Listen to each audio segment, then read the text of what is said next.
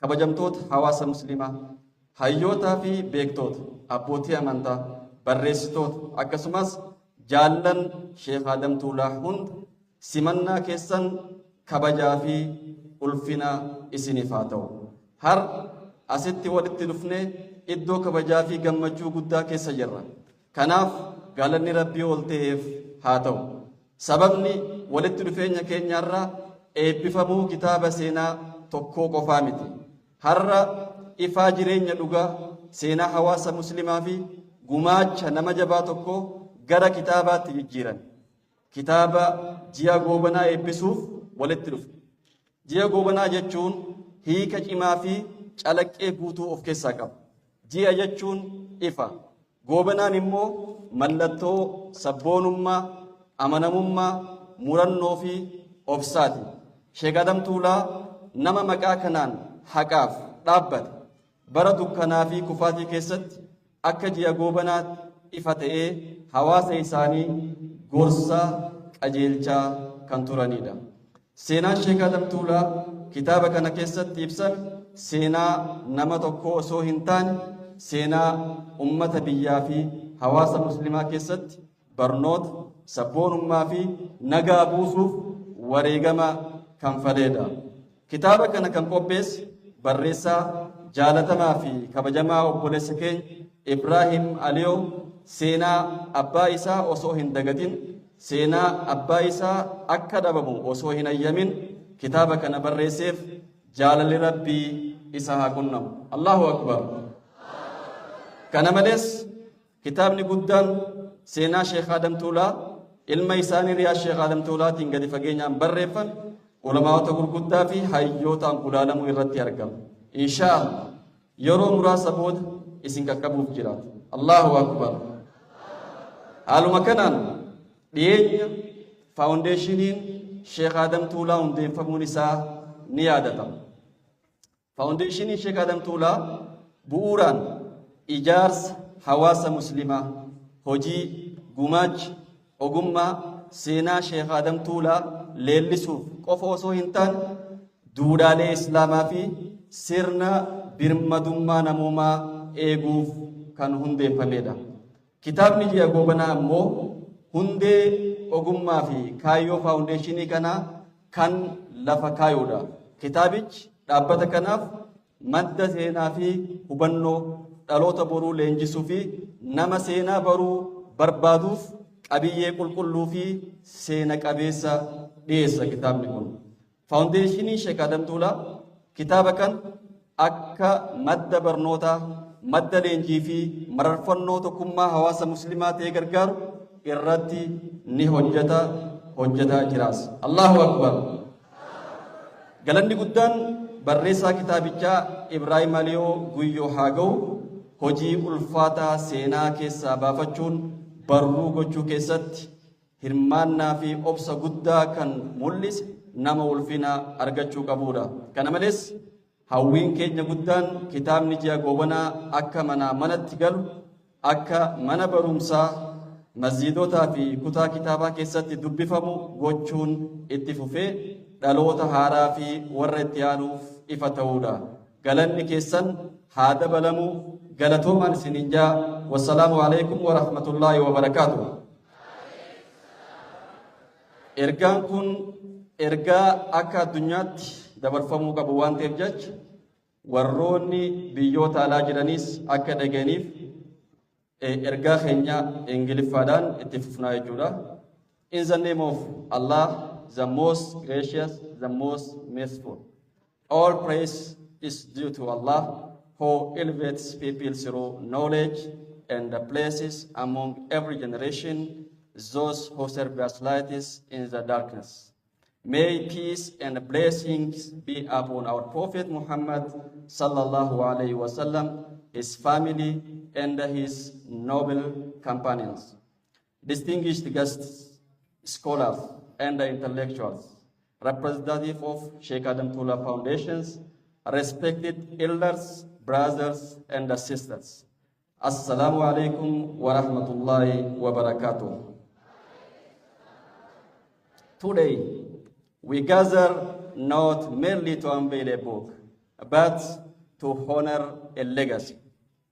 We are here to preserve memory, to celebrate heritage, and to introduce to future generations the life of a man who walked as a guiding moon in a night of silence, the late Sheikh Adam Tula rahimahullah. The book Jia Gobana, the book we are launching today, carries the title Jia Gobana, which means the full moon. The moon, as we all know, does not shine by itself. It reflects the sun's light so that others may find the way in the darkness. Likewise, Sheikh Adam Tula was not simply a man of his time. He was a beacon in the darkness, a teacher of truth, a man of firm principles and a boundless humility. He educated, advised, and led his community with unwavering dedication to the values of Islam, indigenous knowledge, and identity. This powerful book was written by Ibrahim Aliyo not out of vanity, but out of a profound sense of responsibility and historical consciousness. Ibrahim Aliyo took it upon himself to document the life of a father who shaped not only a family, but the entire generations. Through this book, Ibrahim Aliyo presents us not only with a biography, but with a piece of national history, a legacy of resistance, resilience, and religious leaderships. This book is closely linked with the vision and the mission of the Sheikh Adam Tula Foundation, a community-based institution committed to preserving the legacy of Sheikh Adam Tula through educational and religious programs, youth empowerment and leadership training, social justice and civic awareness, and scholarly research and documentation. Jia Gobana becomes not just a book, but a resource, a curriculum, and a reference point for generation to come. We honor this work because it embodies loyalty to our scholars and elders, preservation of Islamic identity, transmission of values across generations, and restoration of historical memory often erased, forgotten. This is more than history. It is a mirror for the present, a message for the future, and a monument to wisdom and the truth. Today, we are not simply launching a book. We are reviving a life story, reviving an era, and planting seeds of consciousness in the hearts of the young. Our deepest gratitude goes to Ibrahim Aliyo for this commitment to truth and history. Our thanks go to the Sheikh Adam Tula Foundation for making this work possible, and to every reader and supporter. Your presence is part of this legacy. May Allah bless this effort, multiply its impact, and allow the light of Sheikh Adam Tula's life to continue shining through every heart that reads this book. Peace and blessings upon you all. Thank you. Wassalamu alaikum wa rahmatullahi wa barakatuh. Galatoma. Allahu Akbar. Allahu Akbar. MashaAllah. MashaAllah. Afaan isin hin beeyneef hedduudhaan himeegaa. Zaman kana muhaadaraa ammaan tana waliqabama arraan tanaa kana isin warra galma kana qofa keessa taa'u osoo hin tahin namoota hedduu biyya garaagaraatii kallattiidhaan daawwachaa jiranii Ingiliffaa fi Arabiinsaa nama garii akka galtee banuu qalmatti ilaala. Akkana mataa luluuchi galla. Isinii galtee takka tawallaaltanii qabdan. Sheikh Adam Tula keessa jiraannaan afaanuma fedhe qabaransiituu numa beeyna abbaa. Allahu Akbar. Allahu Akbar. Meeqa inshallah arrantana ulamaati heddun sheyne keenya Sheikh Usman Durri Fadin seenanii jiran ulamaatoo heddun nu keessa jira. Sheikh Jamal Abdullah Hassan akkasuma Sheikh keenya Sheikh Usman Durri Sheikhoota hedduu jira gaa Sheikh Amin Faanis kun akkanatti tattaa'u jiran inshallah arraan kana Sheikh Kadir dila qabna wanni niin jechuu barbaade hundaaf qalla yoo jaan loontu dhuma hundaaf irra yoo jaan foontu dhuma jidduma tanan laallannaa jaan ergaan tun kulli nama madaraka kanarratti ol ba'u hundaaf keeysaa waa fudhattanii akka sheekan keenya hundinuu gammachuu tana ibsattanii isiniin jecha inshallah mee obboleessa kiyya gamaaltu sibira jira sagantaan ummanni amma ibaabaa oowwisee irroon nuunaqaa jaani haasa'u isinillee nutti hin baay'isinaan haan jaanii hin dubbannuufi inshallah hin dubbannu bakka hayyee inshallah akkuma na dura jaamaa turetti beeksisa jidduun ulee fi dubbiin gabaabduu bareeda an akka ootitti daqiiqaan sadii gahaadha jedheen yaada akka hundaan geenyu nuuf musadhaa sagantaa jenneen nuti arra waliin geenya hunda takbir saniif inshallah sagantaan keenya babbareedduu mimmi'ootu sheekan hedduu tokko kanamutu dhiiraa fi maal guyyuma tokko harkatan jaanii guyyaa harkan ammoo caljaanii fuudhatan jaanii inshallah sheekan keenya babbareedduu nu dura guutuu akkanatti hunda waliin isiniin geenyeetu hundaa dhandhama isaanii bardawwaan ta'eef sheekan keenya nu dura guutuudha alhamdulillahi faaruun kan rabbiiti kan jiru waan dhiisu beekaa waan jiruuti Sheikh Adam Tuulaa Firdawsii haa ta'u galanni isaati kan walitti qabamneef bar sababa isaaniiti qibaaban Sheikh Adam Tuulaa hukkuu waan jeeqaa kuma Sheikh Amin Ibroo kan hin dhagee finfinneetti arraas kunnoo kan walitti qabamneef sababa Sheikh keenyaa kan Sheikh Adam Tuulaati kitaaba seenaa Sheikh Adam Tuulaa kan jaamu maqaan isaa ji'a gobbanaati kan nu barreesses obboleessa keenya mul'atee haa guddatu Ibrahim Ali takbir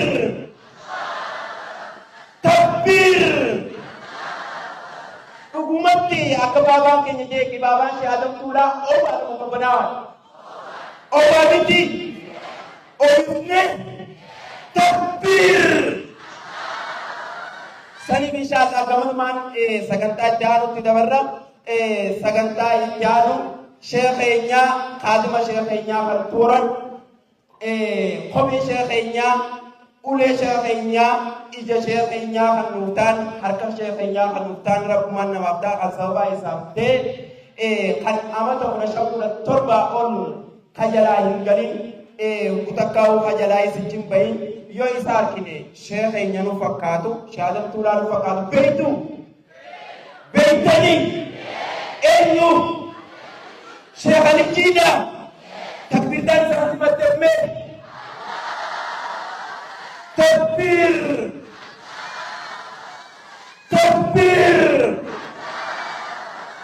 saniif inshallah sagantaan teenya akkuma jenne babbareedduu mimmi'ootuu sheekan keenya hedduutu nuuf seenaa jiran Sheikh Taajuun imaama Arattanyaatiin nuuf seenanii jiran gamanumaan gaba Sheikh keenyaatiin dabarsu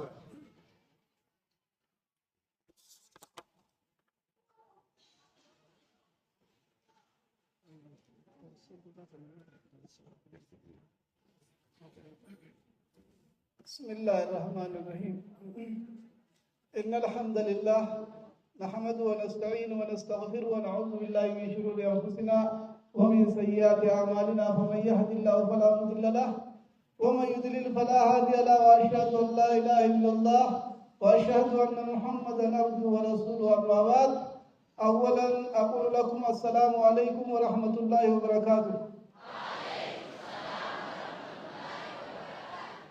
duraan dursee maqaa kiyyaa fi maqaa majlisa Sheikh Adam Tuulaatiin isin galatoomfachuu barbaada.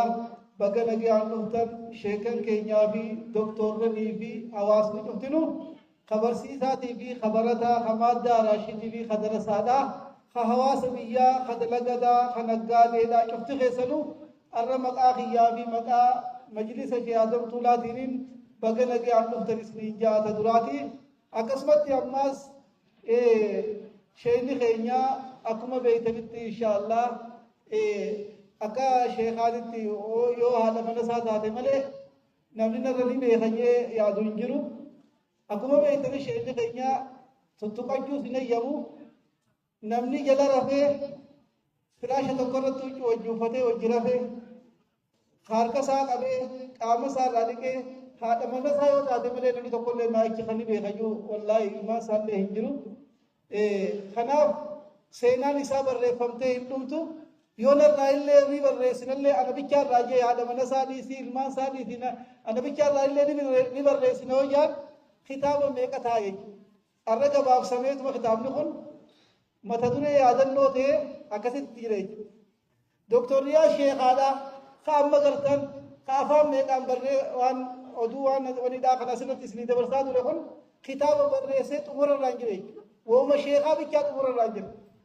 Kakkanaa kana dhalee lafaa qaba inshaallah isninis ka guddatee amaanaa sheekaa kana fuudhee bakkaan ga'e rabbi nu haa godhu jechaa inshaallah ani gaggabaabsee tumaa wanni godhaa har'a afeerraa ani gaa abbaa manaa waan hin ta'eef jecha dhaggeeffadhee tumaa waan isin jettan aamiin jechuudha qabaa galatoomaa baga nagayaan dhuftanii baga nagayaan wal agarree ka bararee nu dhufe ka lafa deemee dhufe ka makiidhaadhaan dhufe ka xayyaaraan dhufe cufti keessanutu galatoomaadhaa.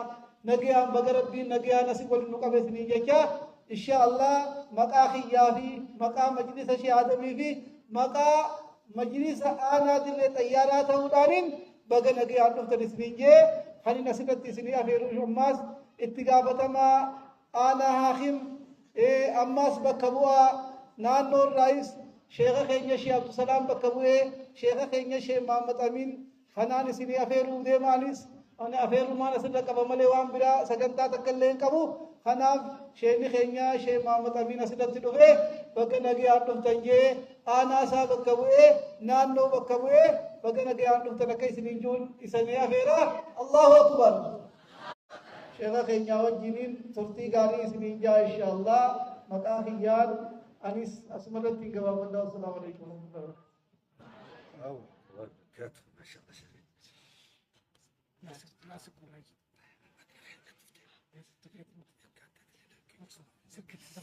بسم الله الحمد لله الذي هدانا لهذا التي أعد الله للمتقين وأقول لكم السلام عليكم ورحمة الله وبركاته هاوتي أولاد بفهاريان جارتني أسنت نور قمتن أمل إرديبي وربي خيسان دعوتا جرو في خالالين سلامتا ورجنتا سلامتا جاللا تمقالا هرر مقالا والدنديتي قولا ما ونيسي خيس جرو جاللا وجتوري قولا ما ونيس خيس جرو أبا خيج الشهادم طولا جلب قدتن أمل إرديبي سلامتا ورجنتا دير السلام منا السلام عليكم ورحمة الله وبركاته حواسا خيجة قيان الراء قيا سينا كبيسا مكا خيافي مكا مجلسا نانو حراري تيفي أكسبت مكا مجلسانا آخمي في أكسبت مكا نانو تيجة ووتوتين قيان الراء هوني قيا سينا كبيسا قيا إيبسا كتابة سينا شيخ خينجة شيخ آدم تولا جيا قوبنا خنجابو أراتنا والله أكنما توقوت كميلسات قمنا قدون نتنا قاما تكبير تامر كنيسي حرر قابي ينقات نبيغني شامير برور كونون لنوتا ما تكبير تاتيسن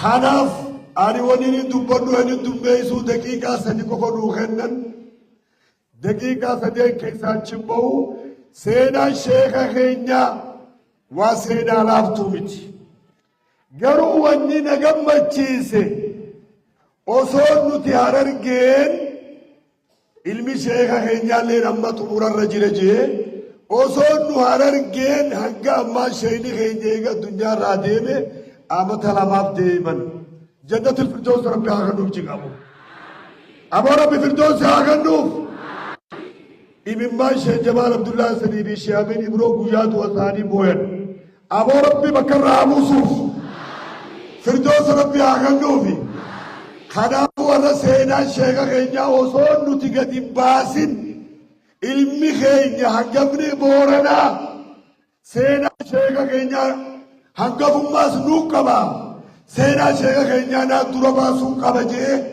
مكا إبراهيم عليوتين سينا كنو نفونا كما يلسنان نواررينتي هدو غلطو فنو بربانا تكبير تابر كنيزيف خنا فواسا غينيا نتوان جنو سينا شيخ غينيا شهيد غينيا أبا علماء شهيد غينيا أبا مادة راشد شهيد غينيا أبا خيري أبا طرات أرنوتي أكاررجت أكاروبيات يوفر كيتوبيات ورنجا هلا شرني ديان ابن الراجو فوتوري أرنلي شيخ غينيا فارد يبني تقوم ما شيخ سني بجالنا هلا شرني ابن الراجو فتشو برباد آمين جاتو خنا فواسا غينيا نتواني جانو سينا شيخ غينيا مقام مجلساتين غنان ليتي جبتي ديمورا قبدي جنو دبرسنا اتحاسي ونري دوبانو توكم مانا مجلس دي توكم ملابسو كما واعتصموا بحبل الله جميعا ولا تفرقوا هذا ما تركنا أبونا شهادة طولا الله أكبر جدو هذا تكون قبل يا المانكية نمنا نركور دبل الجو قافا بيتي بيا بكتي صومالي في جبوت قل بيا ديمني هداني بيا درقايزة بيا جراج صوتوري يا المانكية ندوبا ولنمنا جي شهادة نامسر النامي من ابن أمانا شهادة طولاتي كيبلا يتركواس الله أكبر تكون ما شهادة طولاتي لسنين أمان الله كيبلتني ولا خراب ما كان الشيخ هذا بيادي مربنا وهابون خانا بنا غدي فاوديشن دبدا فاوديشن الشيخ خينيا أكا دكتور رياض سنة دبتت بفبري دانان جارمي سينا شيخ خينيا خدباس أبا خينيا قفوصون التين خيسان اللي فكاتو خحمد دودا جبدو تكالفقاونا ولي قال لي اتفوفان جرجا خنافو نتلبس كما يلسا لبسروا سرا أكما يلسا غينيات أكا علماء غينيات فاوديشن شيخ غينيا لفرطوري هذا التبت بكا كغو مربانا كبدتن خنافو نتي أكما يلسا دوما جرا أكا علماء غينيات دوما جرا وانهم بكا غورا قبدي جنة نابسي غينيا خانوما توكما هجبه سنو صدفارت شيني دوبانا تتوكو جرا أمنه هنا متمر جانات نام سبجلساتي بركوتون نتوقع خنابو مجلس نغينيا يورب بيجي مجلس نغينيا في المات عمد خناتيف أصول الدول بافنه أكا فدرالات أكا نانوت بكا يرم مرجان على السنة والجماعة جنجيف موان ديموف نميو جلبوتني علماء تغيني جارتني مجلس خلنا قياتي نكا جنجيفمو خلنا نابسة دبرسو بربادا وانا نجيفترين مقام السنان نو أنا أخمي في نام نوت إنجاتين والفندان سنينجا السلام عليكم ورحمة الله وبركاته وعليكم السلام ورحمة الله وبركاته الله أكبر ما يبلسي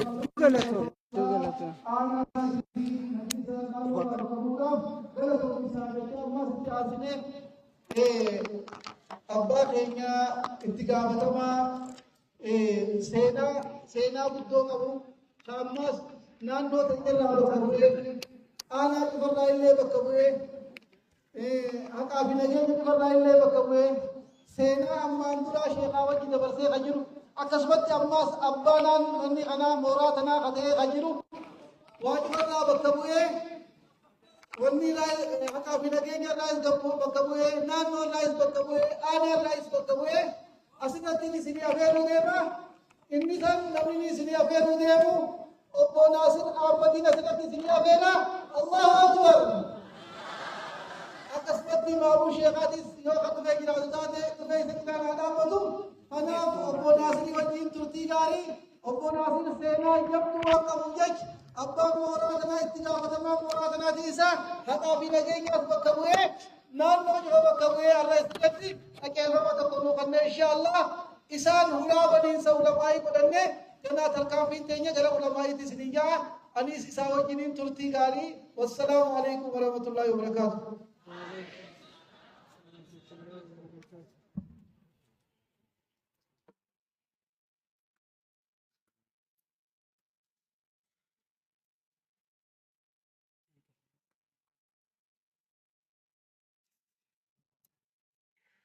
السلام عليكم. وعليكم السلام. السلام عليكم. بقى بجارة بجا سيرة كم سكنا نوجه شيء كوتي ده نججبو توكو توكو تمك أيام يونو فاتس أكا خسمت أكا فقولفت شيخ أمين إبرودا بقى نهار سجتوا برباد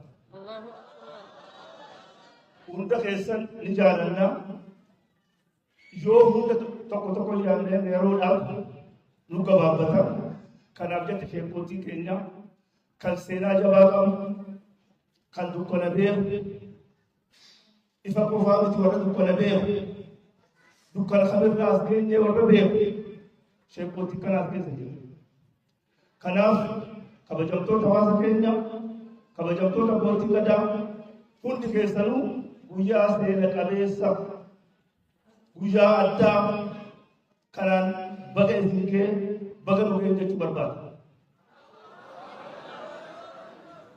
Kanatti aansuudhaan ani woowwaa lamaan dubbadha. Nama dukkana beeku wajjin ifa guu dubbattanii bareeda. Arra seenaa Sheek Adam Tuulaa yeroo as dhaabbannee dubbannu kan barreesses kan waltajjii tanarratti argames hundi keessan rabbi biratti illee nama eebbifamaa nama seenaa qabu. Sheek umrii isaa keessatti ani yeroo hedduu na beektan jeetii yaada. Bara ifaa qofaa miti bara dukkanaatiis yaamicha sheekaarra takkaaf hin beeku. Bara maaliif dheeyte jedhanii nama gaafatan yaamicha sheekaarraaf hin beeku. Arna garuu namni maaliif dheeyte jedhee na gaafatan jiru kun maal jechuun bilisummaadha jechuudha quba qabaadha. Bilisummaan qara nama gooti malee gowwaa nama gootu. Waan keessa ture yaadadhaa. Daawwata akka waliin dhufuudhaaf arattoota adda addaa waliin dhufanii hukuu isaa waliin dhufan maaliif waliin dhuftan hukuun jammaan jennaan. Rooba kanatti waliin dhufne malee daawwaa miti jennee akkas bira dabaraatu. Arra addaraasha guddaa kana keessatti addaraasha qalaqqoo keessatti keessanii kabajaa jirtan. Qalaqqoo seenaa guddaa qabaa quba qabaadha. Qalaqqoo irratti gaafa uummanni keenya wareegama kafalan sabummaa qofaa miti amantiidhaafis amantii keenyaas baduun qabu amantii keessanii fudhannu jechuudhaaf qalaqqoo irratti dhumanii quba qabaadha kan. Kunis addaraasha qalaqqoo. Hin fudhannu amantii teessan nutis amantuma teenya qabannee biyya Itoophiyaa kanarra jiraanne jechuudhaaf qalaqqoo irratti aarsaa kafalan. Kanaaf galma qalaqqoo jennee naannoo Hararii keessatti kana jaaru naannoo kun seena qabdi dhugaa dubbachuudha. Naannoo sana keessatti kitaabni jaarraa abbaa gadaa asuma eebbifama. Kitaabni Sheek Adam Tuulaa asee eebbifamaa jiru. Naannoon tun ulamaa'iidhaafis gootota keenyaafis kabajaa guddaa qaban. Kabajamoo Kiristaantii Ordiin Badiisis kabajaa guddaa qaba. Gaggeessaan keenya kan paartii badhaadhinaatis kabajaa guddaa qaba. Seenaa Sheek Adam Tuulaa seenaa jabduu akka taate hundinuu ni hubata. Seenaa jabduu akka taate ni hubata. Sheek Abdul Dhageetti taa'u seera biyyattii tanarratti keeyyata fudhata kanarratti mirgi amantii bilisummaa abbaa fedhe gaggeeffachuu dandeetee isinii haayee jira nuuf haayee jira mee bakka kamitti qaamni jira jechuun Sheek gaafatatti yaaddees waan sanarraa dubbanne. يا إبراهيم نانجي بيجتنا والوان جرمالي تكا قوة بيجانا خيسات أدوار راجع كبه تكا إسلامي يبود تبين بيه غرو أمتك بيرا خبالي جرا نبوا كمتاي نانجي أمتك أكا إسلامات بيجانا خيسات إسلامي نجرا جامع الدنيا أكم بينت بيرا خبالي جرا جامع